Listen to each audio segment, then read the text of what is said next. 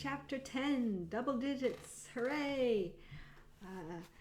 So to recap from last time, Robinson now has a plan in which he hopes to be able to rescue whomever is about to be eaten the next time the cannibals come onto the island, and in that way provide for himself a servant of sorts, someone who can assist him in escaping from the island. And if you recall, he has been on the island now for well over 20 years, about 25, I can't remember exactly how many, but yes, he is beginning to formulate a plan for leaving. About a year and a half after I had entertained these notions, I was surprised one morning early with seeing no less than 5 canoes all on shore together on my side of the island. And the people who belonged to them all landed and out of my sight. The number of them broke all my measures, for seeing so many and knowing that they always came 4 or 6, or sometimes more in a boat, I could not tell what to think of it, or how to attack 20 or 30 men single-handed. So I lay still in my castle, perplexed and discomforted. However, I put myself into all the same postures for an attack that I had formerly provided, which means that he had formerly thought of and prepared for, and was just ready for action if anything had presented. Having waited a good while, listening to hear if they made any noise, at length, being very impatient, I set my guns at the foot of my ladder and clambered up to the top of the hill, standing so, however, that my head did not appear above the hill, so that they could not perceive me by any means. Here I observed, by the help of my perspective glass, that they were no less than 30 in number, that they had a fire kindled, that they had meat dressed. How they cooked it, that I knew not, or what it was, but they were all dancing in I know not how many barbarous gestures and figures their own way round the fire. I wonder what Robinson's dances would look like to them. While I was thus looking on them, I perceived 2 miserable wretches dragged from the boats, where it seems they were laid by, and were now brought out for the slaughter. I perceived one of them immediately fall, being knocked down, I suppose, with a club or wooden sword, for that was their way, and 2 or 3 others were at work immediately cutting him open for their cookery, while the other victim was left standing by himself till they should be ready for him. In that very moment, this poor wretch, seeing himself a little at liberty, nature inspired him with hopes of life, and he started away from them and ran with incredible swiftness along the sands directly towards me. I mean towards that part of the coast where my habitation was. I was dreadfully frightened, that I must acknowledge, when I perceived him to run my way, and especially when, as I thought, I saw him pursued by the whole body, that means by everybody. And now I expected that part of my dream was coming to pass, and that he would certainly take shelter in my grove, but I could not depend by any means upon my dream for the rest of it, that the other savages would not pursue him thither and find him there. However, I kept my station, and my spirits began to recover when I found that only 3 men followed him, and still more was I encouraged when I found that he outstripped them exceedingly in running, and gained ground of them, so that if he could but hold it for half an hour, I saw easily he would fairly get away from them all. There was between them and my castle the creek which I mentioned at the first part of my story. In this I saw plainly he must necessarily swim over, or the poor wretch would be taken there. But when the savage escaping came thither, he made nothing of it, though the tide was then up, but plunging in, swam through in about 30 strokes or thereabouts, landed and ran with exceeding strength and swiftness. When the 3 persons came to the creek, I found that 2 of them could swim, but the 3rd could not, and that standing on the other side he looked at the other, but went no further, and soon after went softly back again, which, as it happened, was very well for him in the main. Wonder why. I observed that the 2 who swam were yet more than twice as long swimming over the creek as the fellow that fled from them. It came now very warmly upon my thought, and indeed irresistibly, that now was my time to get me a servant, and perhaps a companion or assistant. So he thinks first of all of a servant, and then A companion, an assistant, that would also be nice. And that I was called plainly by Providence to save this poor creature's life. I immediately ran down the ladders with all possible expedition, fetched my 2 guns, for they were both but at the foot of the ladders, as I observed above, and getting up again with the same haste to the top of the hill, I crossed toward the sea, and having a very short cut and all downhill, thrust myself in the way between the pursuers and the pursued, shouting aloud to him that fled, who, looking back, was at first perhaps as much frightened at me as at them. But I beckoned with my hand to him to come back, and in the meantime I slowly advanced towards the 2 that followed. Then, rushing at once upon the foremost, I knocked him down with the stock of my piece. I was loath to fire, because I would not have the rest hear. Though at that distance it would not have been easily heard, and being out of sight of the smoke too, they would not have easily known what to make of it. Having knocked this fellow down, the other who pursued him stopped, as if he had been frightened, and I advanced a pace towards him. But as I came nearer, I perceived he had a bow and arrow, and was fitting it to shoot at me. And that is the end of our reading for today. Fitting it to shoot at me. So I was then necessitated to shoot at him first, which I did, and killed him at the first shot. The poor savage who fled, but had stopped, though he saw both his enemies fallen and killed, as he thought, yet was so frightened with the fire and noise of my piece that he stood stock still, and neither came forward or went backward, though he seemed rather inclined to fly still than to come on. I called again to him, and made signs to come forward, which he easily understood, and came a little way, then stopped again, then a little further, and stopped again, and I could then perceive that he stood trembling, as if he had been taken prisoner, had just been to be killed, as his 2 enemies were. I beckoned him again to come to me, and gave him all the signs of encouragement that I could think of, and he came nearer and nearer. Okay, we're about to see a scene that is one of the most famous from Robinson Crusoe. It was very popular for illustrators around when it was originally published and in the century following its original publication. Because it's visual, and it also very much visually depicts English mindset, the colonial mindset. Okay. I beckoned him again to come to me, and gave him all the signs of encouragement that I could think of, and he came nearer and nearer, kneeling down every 10 or 12 steps in token of acknowledgement for me saving his life. I smiled at him, and looked pleasantly, and beckoned to him to come still nearer.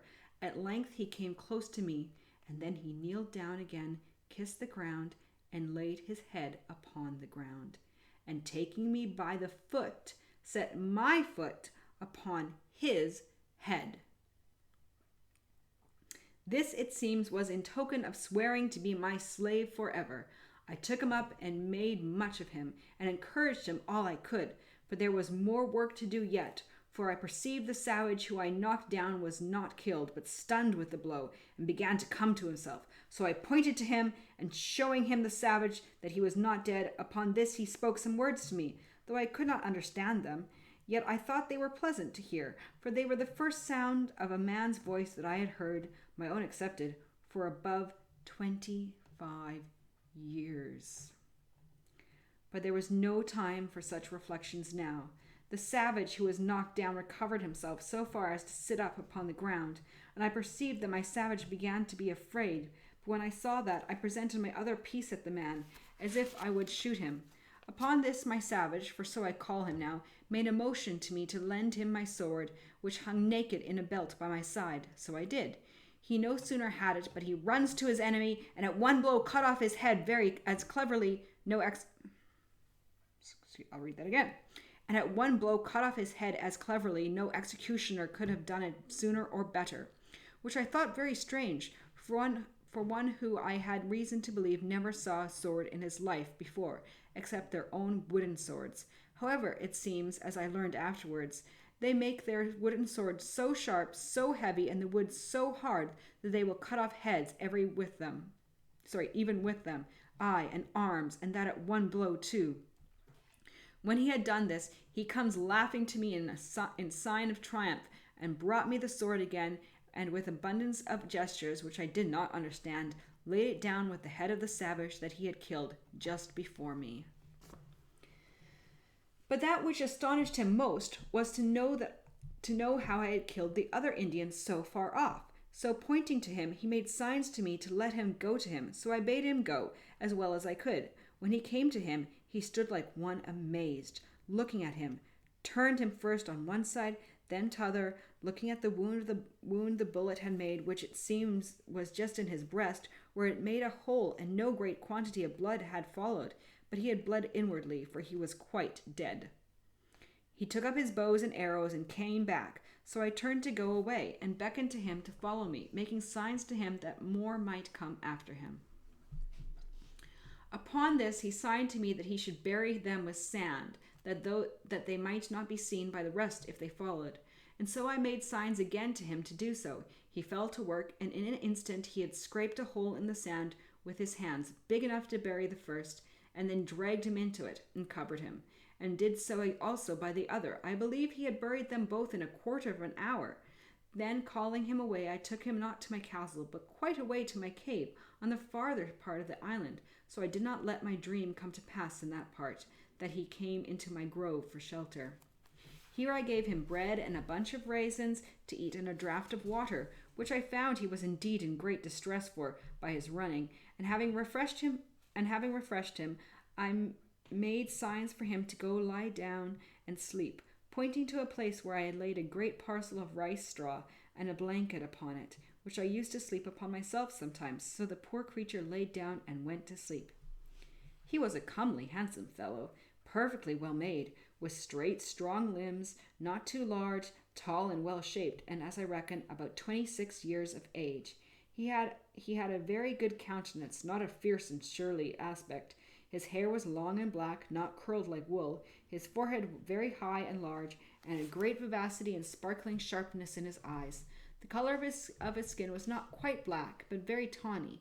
His face was round and plump, his nose small, not flat like the Negroes, a very good mouth, thin lips, and his fine teeth well set and white as ivory. After he had slumbered rather than slept about half an hour, he waked again, and comes out of the cave to me, for I had been milking the goats, which I had in the enclosure just by. When he espied me, he came running to me, laying himself down again upon the ground with all the possible signs of an humble, thankful disposition, made many gestures to show it. At last he lays his head flat upon the ground close to my foot, and sets my other foot upon his head, as he had done before, and after this made all the signs to me of subjection, servitude, and submission imaginable, to let me know how he would serve me as long as he lived. I understood him in many ways, and let him know I was very well pleased with him.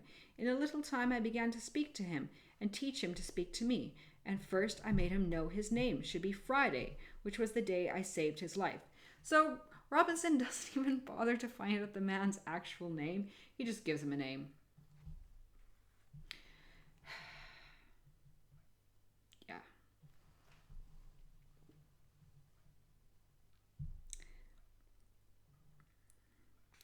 And first I made him know his name should be Friday, which was the day I saved his life.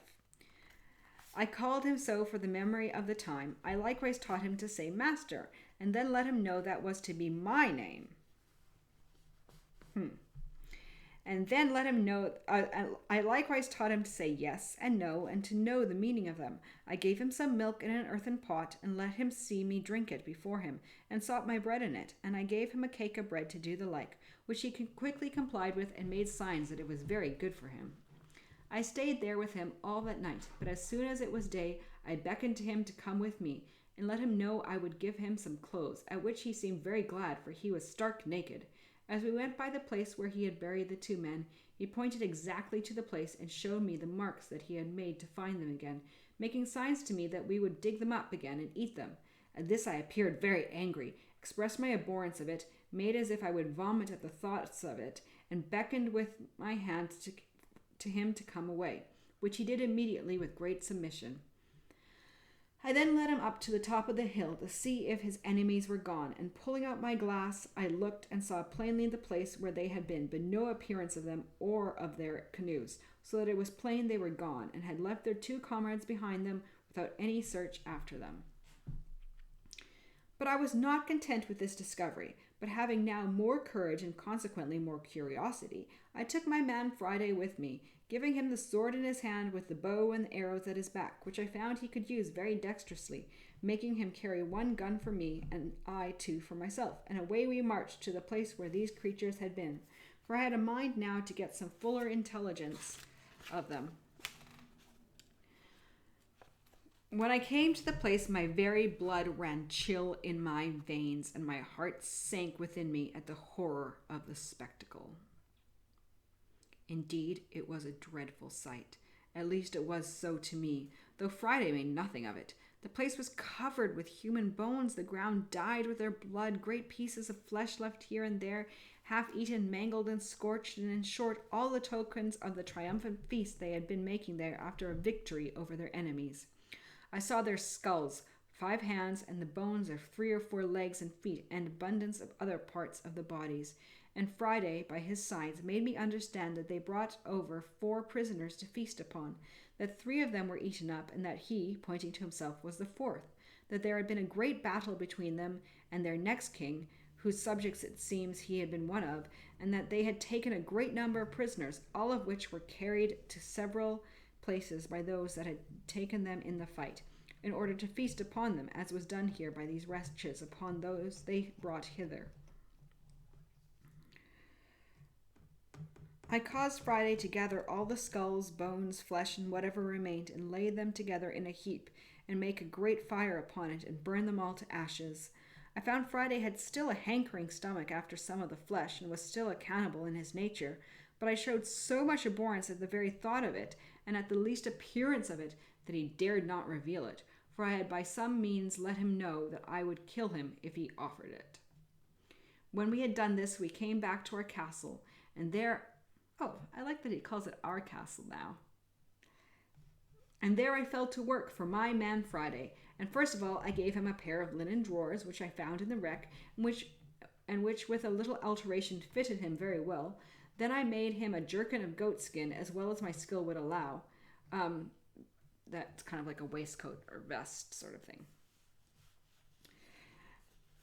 And I was now grown a tolerable good tailor, and I gave him a cap which I had made of hareskin, very convenient and fashionable enough, and thus he was clothed for the present tolerably well, and was mighty well pleased to see himself almost as well clothed as his master. It is true, he went awkwardly in these things at first. Wearing the drawers was very awkward to him, and the sleeves of the waistcoat galled his shoulders and the inside of his arms, but a little easing them where he complained they hurt him, and using himself to them, at length he took to them very well. The next day after I came home to my hutch with him, I began to consider where I should lodge him, so that I might do well for him, and yet be perfectly easy myself. I made a little tent for him in the vacant place between my 2 fortifications, in the inside of the last, and in the outside of the first, and as there was a door or entrance there into my cave, I made a formal door frame, and a door to it of boards, and set it up in the passage, a little within the entrance, and causing the door to open up on the inside, I barred it up in the night, taking in my ladders too, so that Friday could no way come at me in the inside of my innermost wall, without making so much noise in getting over it, that it must needs waken me. For my first wall had now a complete roof over it, and at the hole or place which was left to go in or out by the ladder, I had placed a kind of trap door, which, if it had been attempted on the outside, would not have opened at all, but would have fallen down and made a great noise. As to weapons, I took them all into my side every night.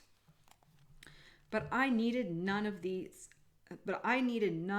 all this precaution, for never man had a more faithful, loving, sincere servant than Friday was to me, without passions, sullenness, or designs, perfectly obliged and engaged. His very affections were tied to me like those of a child to a father, and I dare say he would have sacrificed his life for the saving mine upon any occasion whatsoever. The many testimonies he gave me of this put it out of doubt, and soon convinced me that I needed to use no precautions as to my safety on his account. I was greatly delighted with my new companion, and made it my business to teach him everything that was proper to make him useful, handy, and helpful, but especially to make him speak and understand me when I spoke. And he was the aptest scholar that ever was, and particularly was so merry, so constantly diligent, and so pleased when he could but understand me or make me understand him, that it was very pleasant to me to talk to him.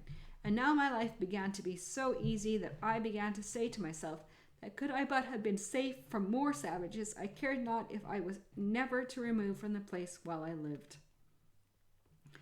After I had been 2 or 3 days returned to my castle, I thought that, in order to bring Friday off from his horrid way of feeding, and from the relish of a cannibal's stomach, I ought to let him taste other flesh. Which presumably he would have, but oh well. So I took him out with me one morning to the woods. I went, in fact, intending to kill a kid out of my own flock, and bring him home and dress it. But as I was going, I saw a she-goat lying down in the shade, and 2 young kids sitting by her. I called hold of Friday. "Hold," says I, "stand still," and made signs to him not to stir. Immediately I presented my piece, shot and killed one of the kids. The poor creature, who had at a distance seen me kill the savage, his enemy, but did not know or could imagine how it was done, was visibly surprised, trembled and shook, and looked so amazed that I thought he would have sunk down. He did not see the kid I shot at, or perceive I had killed it, but ripped up his waistcoat to feel if he was not wounded, and as I thought I was resolved to kill him. For he came and kneeled down to me, and embracing my knees said a great many things I did not understand, but I could easily see that the meaning was to pray me not to kill him. I soon found a way to convince him that I would do him no harm, and taking him up by the hand, laughed at him and pointed to the kid which I had killed, and beckoned to him to run and fetch it, which he did. And while he was wondering and looking to see how the creature was killed, I loaded my gun again, and by I saw a great fowl like a hawk sit upon a tree within shot. So to let Friday understand a little what I would do, I called him to me again, pointed at the fowl, which was in fact a parrot, though I thought it was a hawk. I say, pointing to the parrot and to my gun and to the ground under the parrot to let him see it would make it fall. I made him understand that I would shoot and kill that bird. I fired and bade him look, and immediately he saw the parrot fall. And he stood like one frightened again, notwithstanding all I had said to him. And I found he was the more amazed because he did not see me put anything into the gun, but thought that there must be some wonderful fund of death and destruction in that thing, able to kill man, beast, bird, or anything near or far off. And the astonishment this created in him was such as could not wear off for a long time. And I believe if I would have let him, he would have worshipped me and my gun.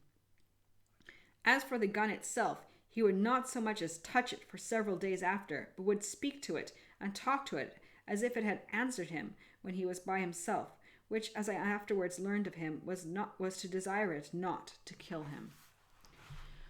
Well, after his astonishment was a little over at this, I pointed to him to run and fetch the bird I had shot, which he did, but stayed some time, for the parrot, not being quite dead, had fluttered a good way off from the place where she fell.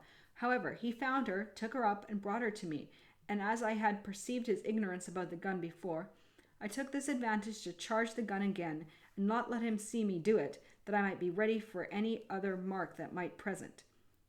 But nothing more offered at that time. So I brought home the kid, and that same evening I took the skin off and cut it out as well as I could. And having a pot for that purpose, I stewed some of the flesh and made some very good broth, and after I had begun to eat some, I gave some to my man, who seemed very glad of it, and liked it very well.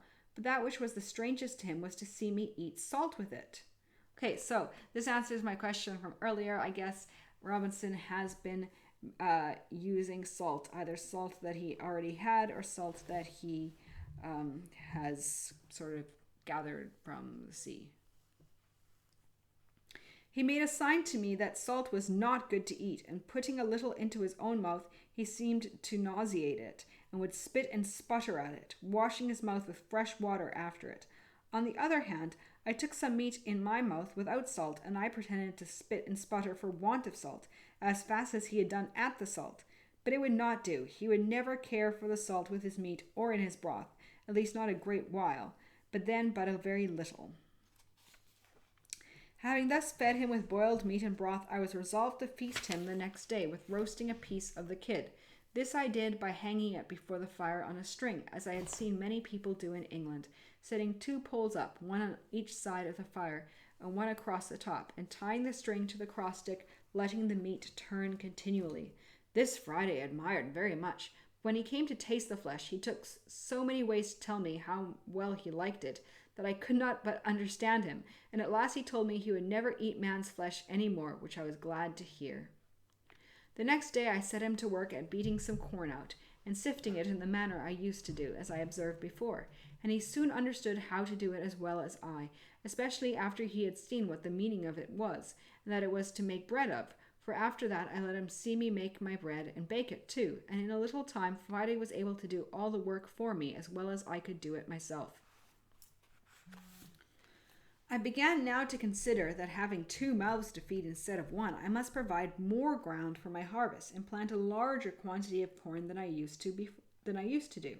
So I marked out a larger piece of land and began the fence in the same manner as before, in which Friday not only worked very willingly and very hard, but did it very cheerfully, and I told him what it was for, and that it was for corn to make more bread, because he was now with me, that I might have enough for him and myself too.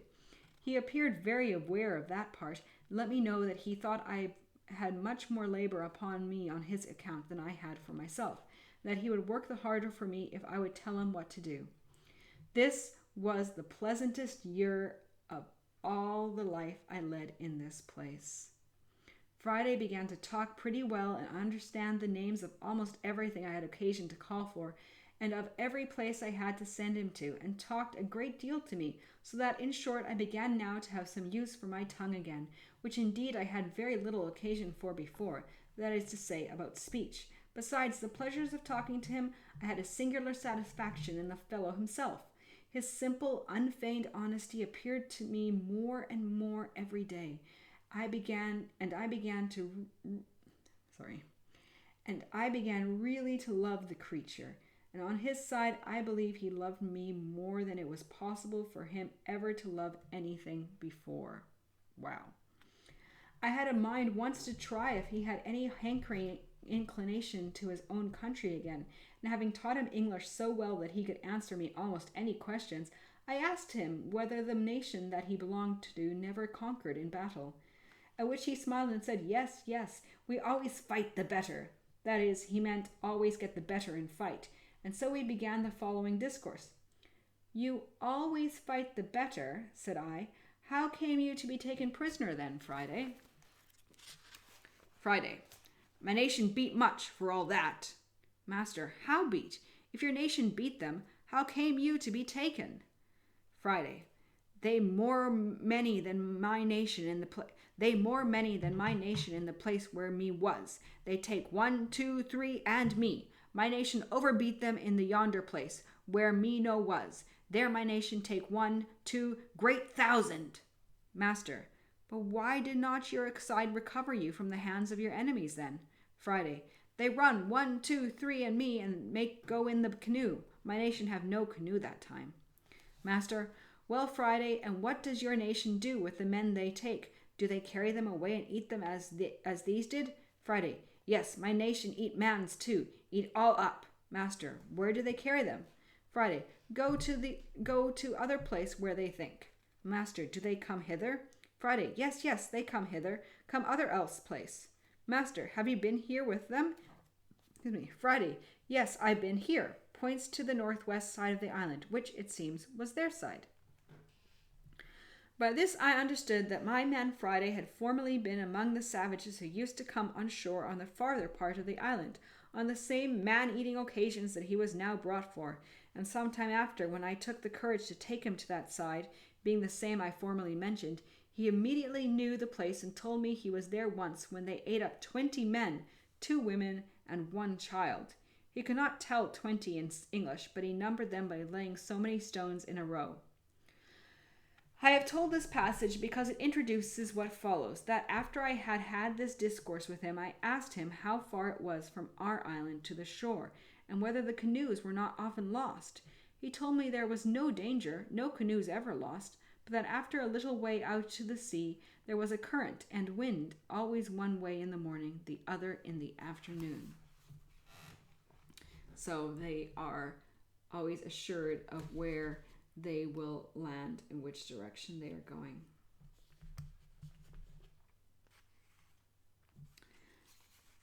This I understood to be no more than the sets of the tide as going out or coming in, but I afterwards understood it was occasioned by the great draught and reflux of the mighty river Orinoco,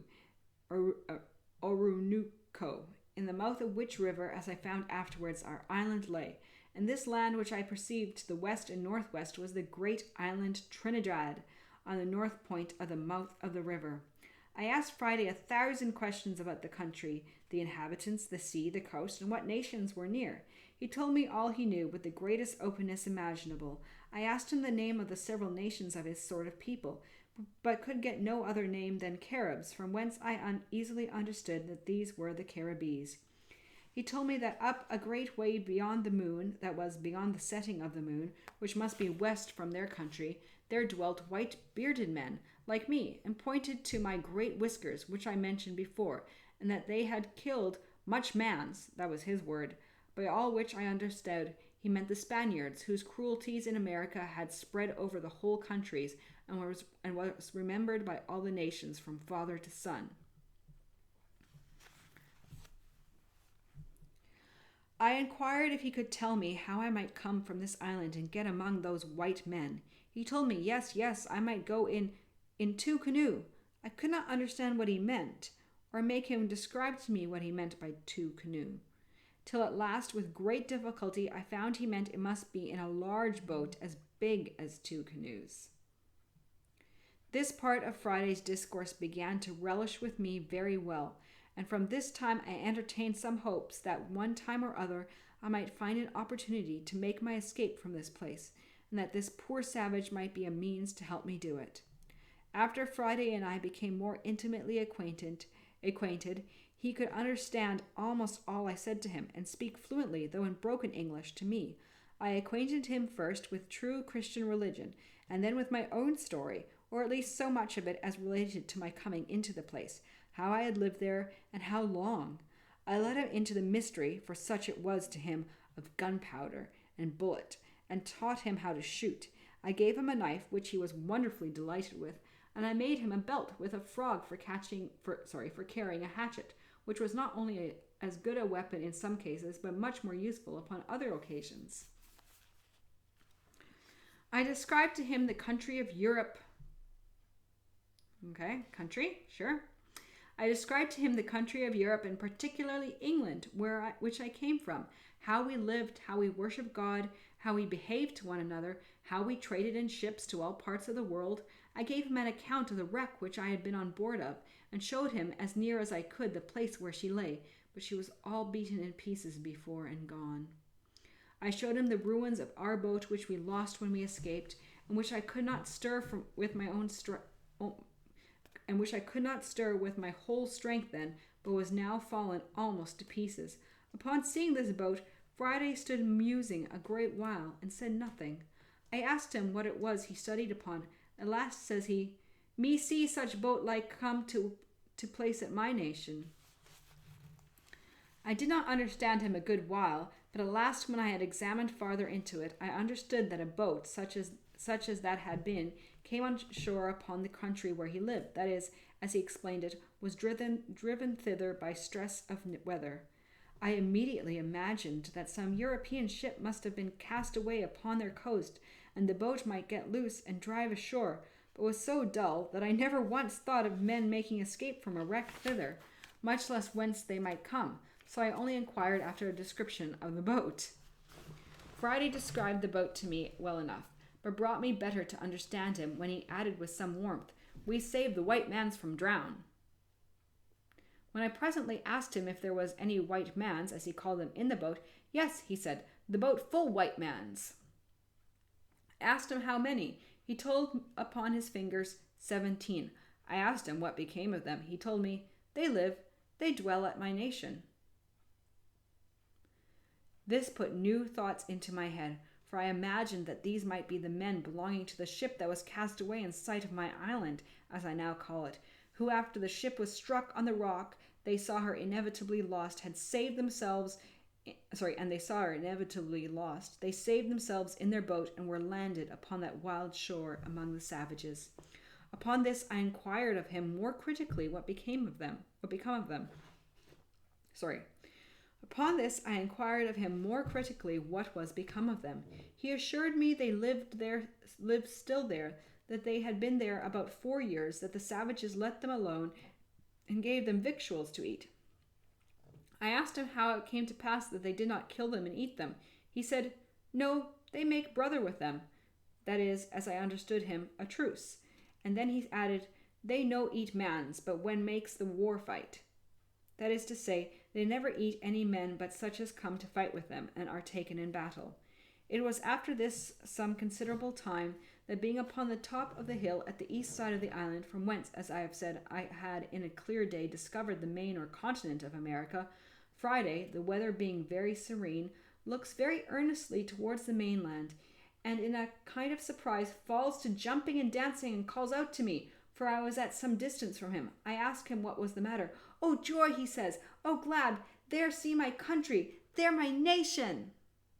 I observed an extraordinary sense of pleasure appeared in his face, and his eyes sparkled, and his countenance discovered a strange earnestness, as if he had a mind to be in his own country again. And this observation of mine put a great many thoughts into me, which made me at first not so easy about my new man Friday as I was before.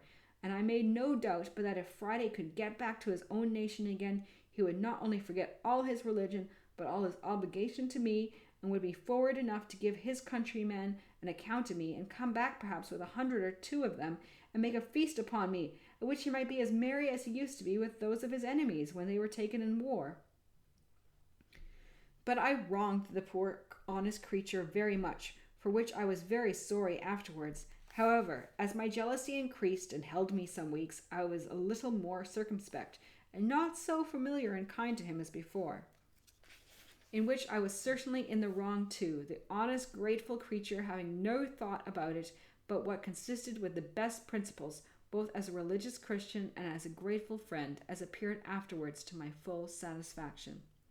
While my jealousy of him lasted, you may be sure I was every day pumping him to see if he would reveal any of the new thoughts which I suspected were in him.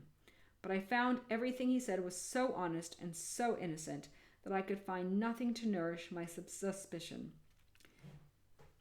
In spite of all my uneasiness, he made me at last entirely his own again, nor did he in the least perceive that I was uneasy, and therefore I could not suspect him of deceit. And that is the end of chapter 10. We will be moving on to chapter 11. We're almost 3/4 of the way through, I guess, little more than 2/3 of the way through the book now.